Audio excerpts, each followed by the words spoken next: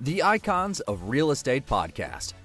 Are you ready to learn the proven money-making secrets from eXp's top-producing icon agents? If you are an ambitious eXp agent ready to skyrocket your business, this podcast is for you.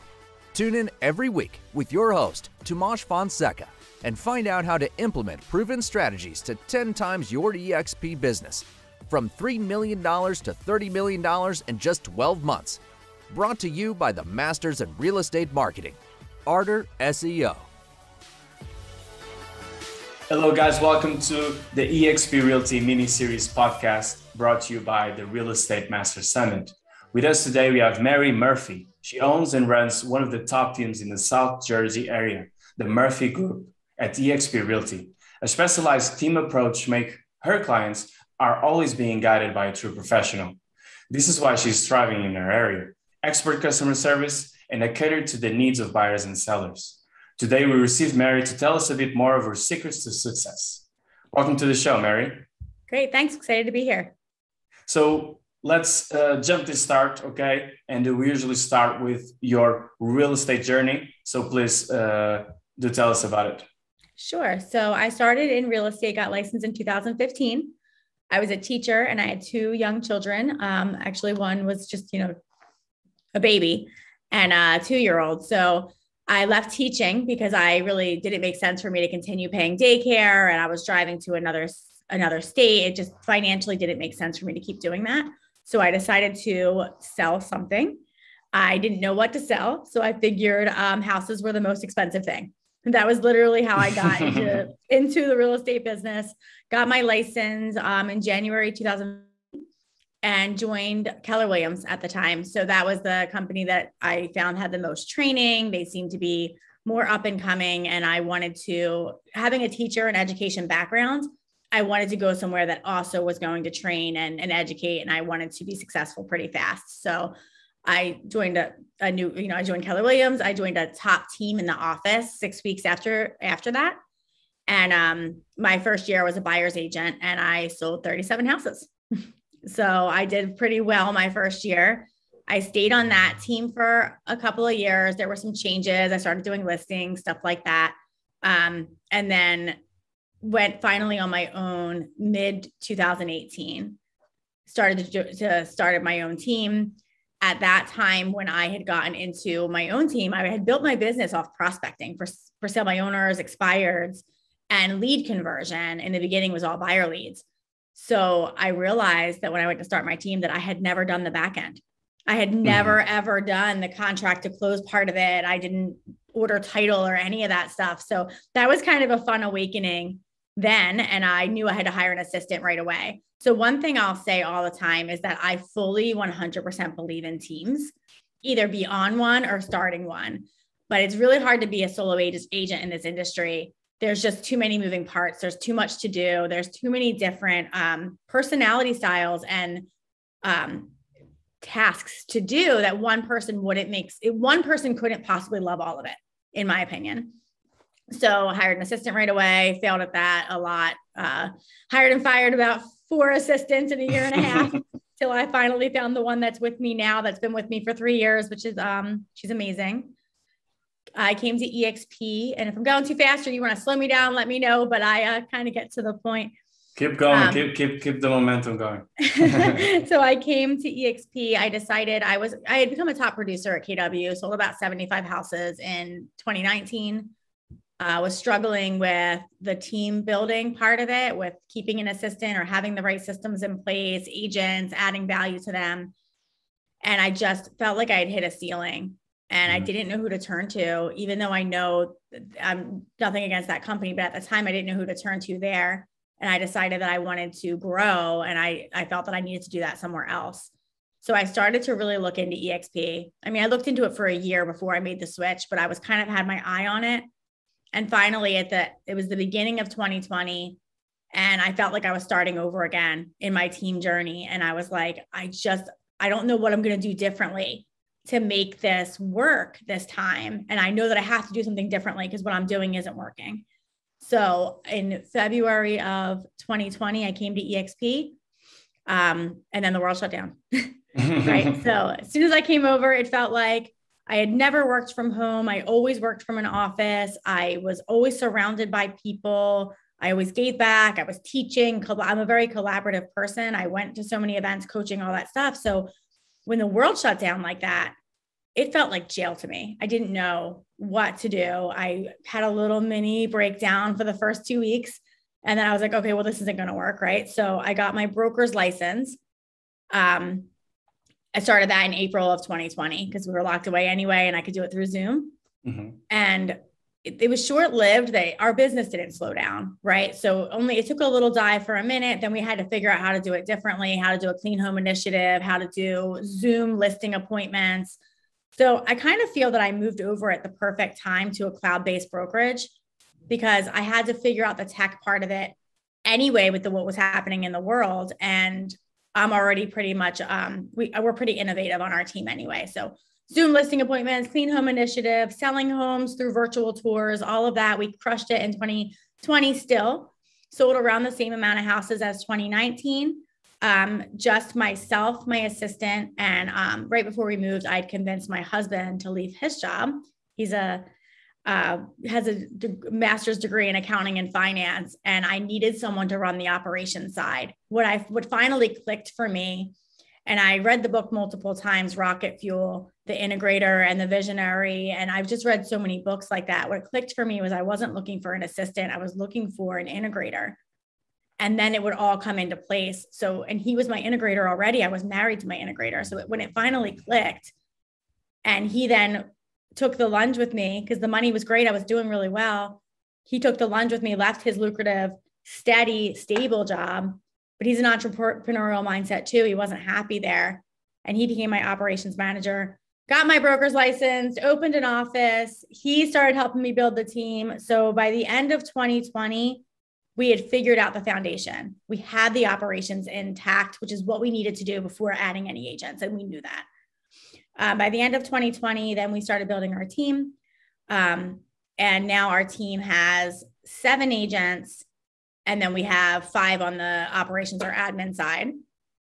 And then we have in our group, our total office size is 43 agents. So from 3 to 43. And that's growing a lot now.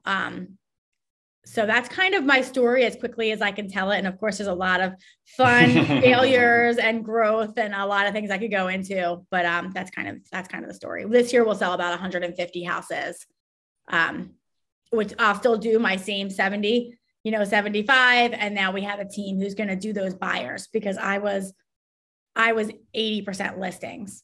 So losing a lot of money by not taking on those buyers, but also understanding that would come later and that I couldn't focus on it because that wasn't the right spot for me in my business. So that's it. That's it. and now here you are doing this podcast. So yeah, it was quite a good journey. And my first question here, Mary, is actually, why did you choose eXp Realty from all the others? So we understood that in Keller Williams, you were feeling that you hit the ceiling. You can be better than you were already, but there's other brokers that out there. Why did you choose eXp? Because I wanted to grow. So I did meet with other brokerages. I met with all of them actually, and that was my journey really in 2019. While I was building the team and feeling like I was hitting a ceiling with that. It wasn't just because I was trying and failing and wasn't learning. I was spending a lot of time reading books, listening to podcasts, traveling around the country to find out who was doing it and emulating them. So during that journey, I was really starting to focus on, was I in the right place? Because for my first 5 years, really, well, at least the first 4.5, I had done everything KW. Everything I did was KW and I had never branched out.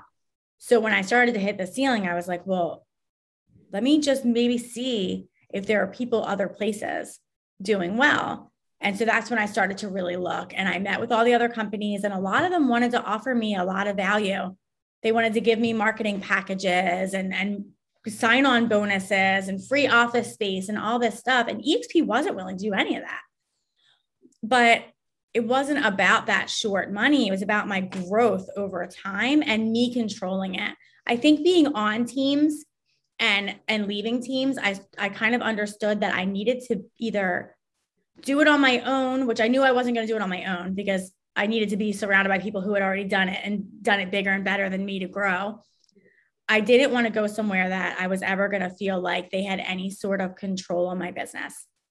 And by saying that is I was never having my email shut off again. I was never having my marketing shut off again. I was never using a CRM system that was controlled by the company I worked for.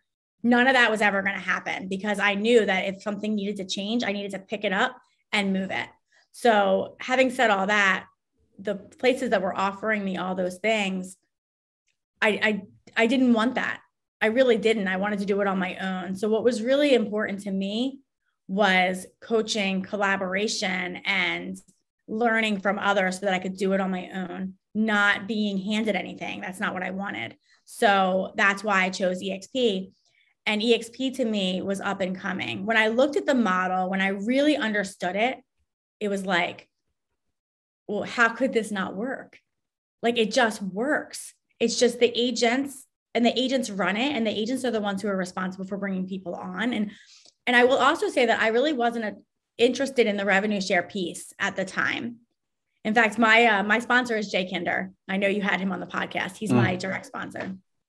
I told him at the time, he said to me, he started talking to me about the revenue share and attracting agents and recruiting. And I was like, listen, I don't care about any of that. I don't have any time for distractions. Tell me how you sold 500 houses a year and I'm in. And he's like, well, I'm going to be financially aligned to you that I will share that with you. And not just me, but we're all going to share it because that's the culture here. So that's why I came. And that's why the first year I really didn't bring anyone on. I didn't recruit anybody. I was worried coming to EXP that all the relationships I had built, that people were going to be like, oh, don't invite Mary. She's going to come in here and try and recruit us all. And I was so nervous about that in fact, I did the opposite. I never talked to anyone about my company. I just talked to them about business. And that was the right way to do it anyway. That's still who I am. So I chose EXP. Long answer to your short question. I chose EXP because I saw the best growth trajectory for my business and a path to growing a big business. And that's what I wanted. I wanted a big, big business. I didn't want mailers and a free office space. How can I get to that level of selling 500, 600, 1,000 homes a year? Who's there? And that's why I chose it. And it was the right choice. Yeah. And it seems that you're on the right path to achieve that goal. And there's no ceiling stopping you. So there's no ceiling. Go for it, Mary. Thank you. So so you said, when you entered EXP, you were not interested at all in the revenue share model and the agent attraction bit.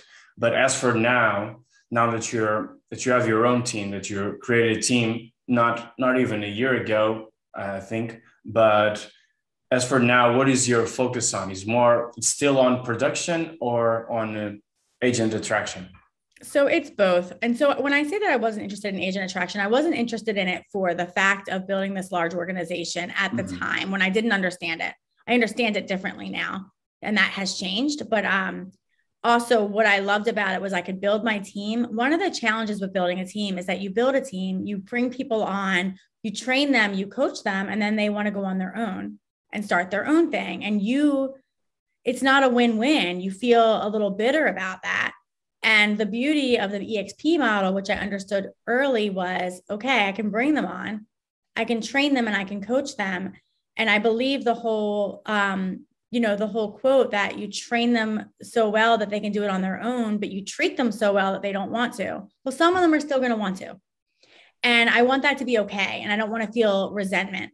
So here I can say to them, listen, I want you to love it here so much that you stay on the Murphy Group. If you ever want to go and build your own thing, I want to be your first call. I'll help you. And I can do that here. So now that I have that vision, there is no ceiling for my agents either. And they know that they can come to me and they can leave if they want to. And none of them have yet. It's still pretty new. I'm 100% positive that some of them will, because some of them are going to want to build their own thing. So that's one part. So I am focused on building the team. At the same time, I have a lot to give back. I mean, I did a lot of things really fast. and made a lot of failures and a lot of changes. And I still travel all around the country learning from the top people. So because of that, I'm able to give that back. And I have so many agents that I can give that back to. So now, and that's my passion anyway. Agents are my passion even more than buyers and sellers, which I don't think I really understood when I first came over, because I was so production focused. And the reason I was so production focused though, was because I didn't think that I had something to give yet. And now that I'm like, well, now I can do both. So you asked my focus as an agent or production, it's really both. But my main passion is to help other people be productive in this business and live a life where they're not working 100 hours a week and broke while they do it, because that's what a lot of our industry looks like. Mm-hmm. And it doesn't have to. I don't work evenings and weekends barely at all. And I am doing awesome, right? So I want to be able to teach how to do that. Nice. And what I wanted to ask you for that in the new agents bit is, how do you generate leads for them, or how do you get agents to sign up with the Murphy Group? So to sign up with the Murphy Group, it's all about value. So I think what we want, like I said in the beginning with the solo agent, that there's so many different aspects to our business that you couldn't be good at or love all of it. So I'm looking for people who want to just be in their strength zone and spend 80% of their time just doing what they love, so that it doesn't feel like a job for them.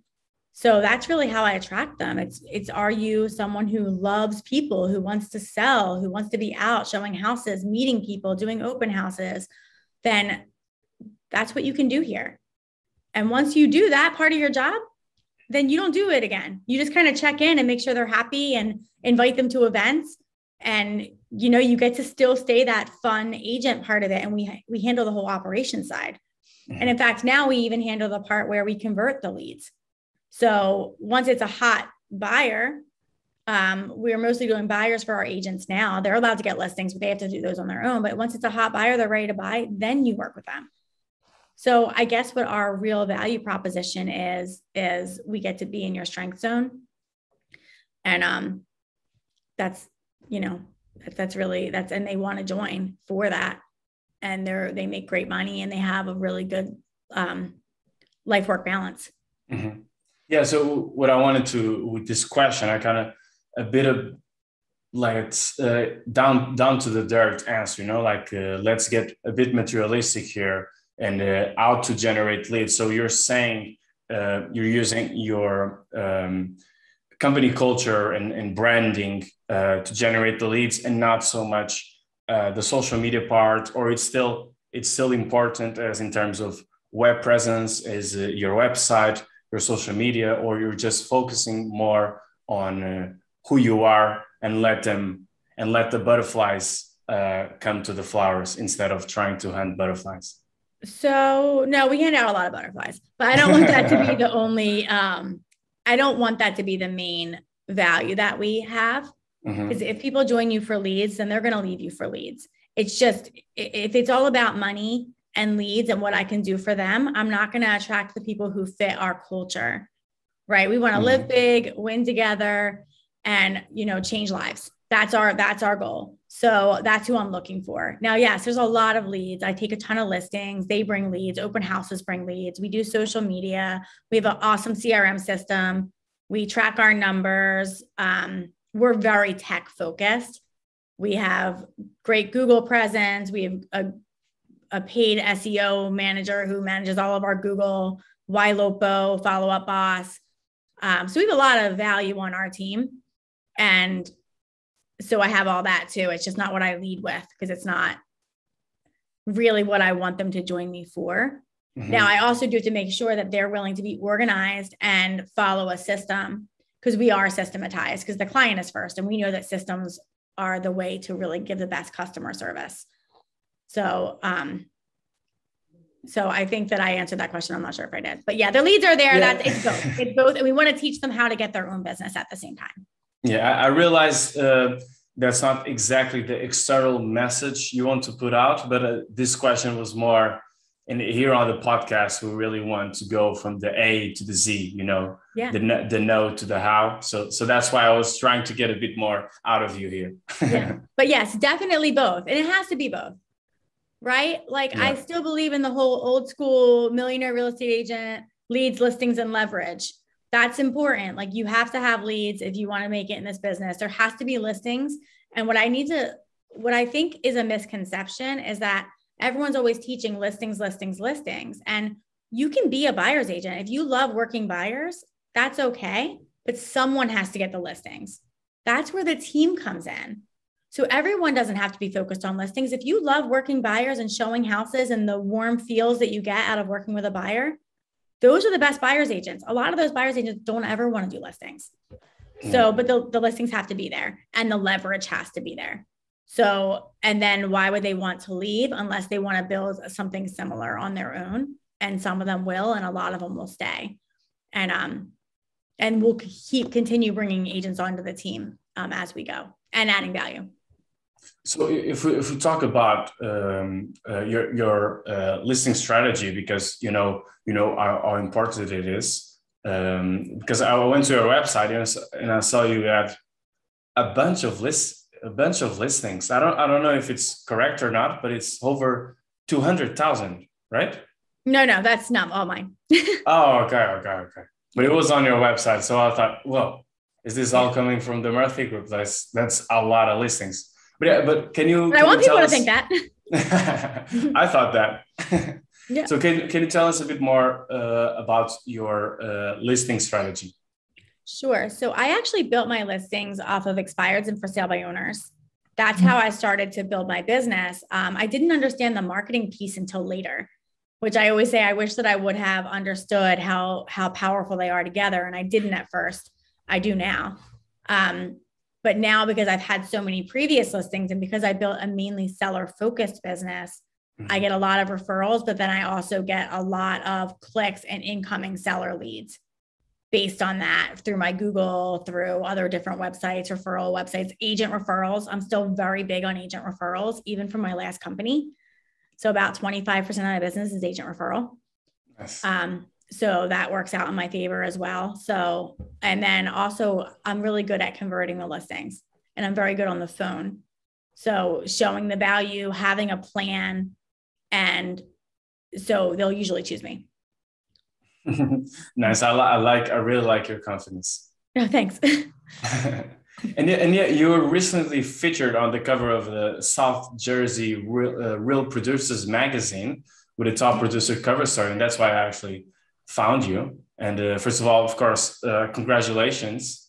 And how was the experience? Was that your first cover story? What made you get that? I'm not really flashy. So it's kind of like, I always feel, I guess because I'm so goal oriented that I always joke with my husband and stuff is that I can never hit a goal because I already increased it before we hit it. Yeah. So it's very hard to like stop and celebrate wins. I had to really learn how to do that. So I would never pay for a magazine. I was never on Top Agent or any of the ones because there's a lot of them that you can pay for and they're more vanity pieces. Real Producers was pretty exciting because that's not a vanity piece. They actually, you have to interview and they reach out to you first because they've heard your name from somewhere and they interview and choose you. So that was pretty exciting, and so I did it and it was really fun. Yeah.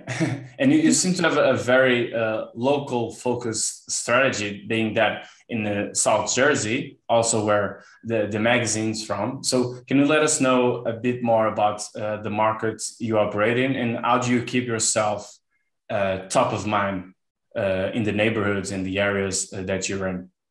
So I would say that in the beginning, I didn't. Because I was FSBO and expired focused, I sprinkled my business all over 3 counties because there's only so many of them. And so I'm still kind of sprinkled over 3 counties, which is about like maybe a 40-minute radius, but it's a big radius, right? So I would always say like, I have 15 listings and you wouldn't pass one on the way to the other. And I just, it's so crazy. So now I live in an area that I love, which we moved. So previously I didn't live where I really wanted to focus. And now we have an office. It's on a main road. That gives us brand awareness. My husband coaches everything. He is a soccer coach for both of my daughters. He'll coach basketball. He coaches everything. His truck is branded. So our office is branded. Our signs are at the soccer field. This weekend, we're doing a pumpkin patch for our past clients in neighborhood. So, and it's our third annual. So they come to expect it. We have a petting zoo and pumpkins. We have a charity and a big vendor. We do like a fall event, family photos. The photos end up on people's Christmas cards. So we do that. And that's at our house. It's in our backyard. We have a big backyard. So we just stay in front of them. And then I do a lot of video now. So I'm always doing social media videos, Facebook Lives. And a lot of them are more focused towards agents though. So I have to kind of mix in the market reports and the client focused and teach. And I'm also teaching my agents how to do that. My passion is agents. I could sit on this podcast all day and then jump on a podcast talking about team building, or jump on a live and talk about team building. But that's really how I'm staying in front of them. And even the agent focused lives attract clients because they think if you're teaching it, then you must be an expert at it. So that's really how I stay focused. And it's a lot of just posting. And then also with the Google SEO and all of that, we're getting a lot of leads that come in that way. So staying top of mind. Yeah, for sure. But when you comes to your goals, of course, you want to grow and you might outgrow your location, right? So have you thought about when that happens, what will be of that top of mind would be a bit harder to reach, right? So the location of my office, or if you want to grow your team, like you might go into different regions in different neighborhoods, or you want to stick into those neighborhoods that you are right now? I do not. So with EXP, we have a whole focus. We could go global. So now that I'm really building the operations and understanding how to scale this team, I'm looking for the people like me in other areas that want to do the same thing without failing as much as I did. Yeah. So not necessarily the Murphy group, right? But someone similar like me who would like to build their own brand and partner next to me. I'll give them everything away. So that can either be local or not local. And I have a few people who are coming over that are in another state in PA from me who have similar goals, and they're going to have their own brand. So locally, it's the Murphy Group. I don't know if I'll be changing that or if I'll be building the Murphy Group in other areas. It's not on the horizon right now. Maybe I'll find someone who wants to work Florida and wants to use this brand, and it's not something that I'm close to. It's not on my it's not even on my 10-year goal at this point for the Murphy Group. But for my revenue share group, for my group, I want to grow that in as many places as I can, because the way we build it is completely duplicatable. You could take it and you could be Joe Smith, in Kansas, and you could take what we did and all of our models, all of our systems, checklists. They may change a little bit state to state, but not a ton. And just duplicate it. So that's the ultimate goal. The ultimate goal is to build the group, but not the team as much. The team will be big too, but mostly local. Yeah, but you always have the opportunity to franchise it. Let's call it like that. Yes, exactly. So with EXP though, you just don't have to build it as a team. It can be. So that's really, I'm looking for other leaders. I don't think you can build. Think where expansion, which I know at my last company, they tried to do expansion. I think where it fails sometimes is in order to really grow, you have to have someone who leads it in other areas as well. The cool thing about EXP though, is we figured out how to do that virtually. Like everyone's like, I don't want to be part of a virtual company. I'm like, why? I mean, you and I are having a conversation right now the way we would if we were sitting across the table from each other. It doesn't matter. Sure. And where are you? Australia? Portugal. Oh, yeah. Totally wrong. But still, I didn't even know what country you were in. It's on the way. It's on the way, but you just have to turn left there before Africa. And yeah, you just go to Florida and you see any top agents there with their last name, maybe Murphy, and say, hey, do you want to expand the brand Murphy Group?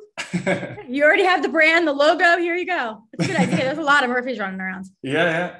Just target the Murphys.